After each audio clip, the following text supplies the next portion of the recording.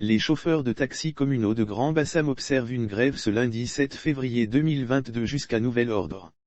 Selon l'agence ivoirienne de la presse, les chauffeurs de taxis de Grand Bassam ont entamé une grève ce lundi 7 février 2022 en vue de protester contre l'action de l'OSE, Office de sécurité routière, leur interdisant du gaz butane comme carburant.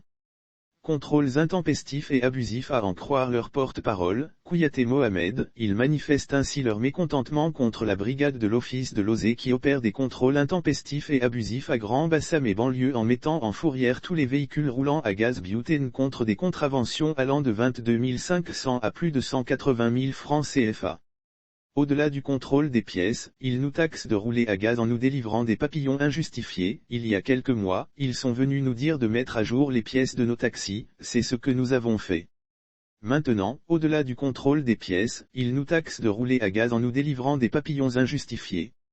Nous n'en pouvons plus. C'est pourquoi nous arrêtons de rouler jusqu'à ce que solution soit trouvée, a-t-il expliqué. En attendant, la plupart des taxis ont stationné. Ceux qui roulent mettent les feux de détresse. Mais en réalité, la détresse, c'est surtout du côté des populations qui sont confrontées à un problème de transport.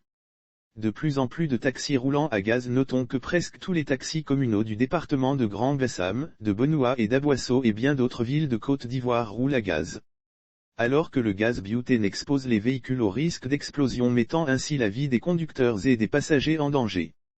Lire aussi Gonzagueville, les populations exposées au gaz butane dans les transports en commun. Pourtant la loi numéro 92-469 du 30 juillet 1992, portant répression des fraudes en matière de produits pétroliers en ses articles 3 et 4, condamne l'utilisation du gaz butane à des fins de carburant par les véhicules d'une peine d'emprisonnement de 15 jours à 1 an ou d'une amende de 100 000 à 500 000 francs CFA, rappelle-t-on.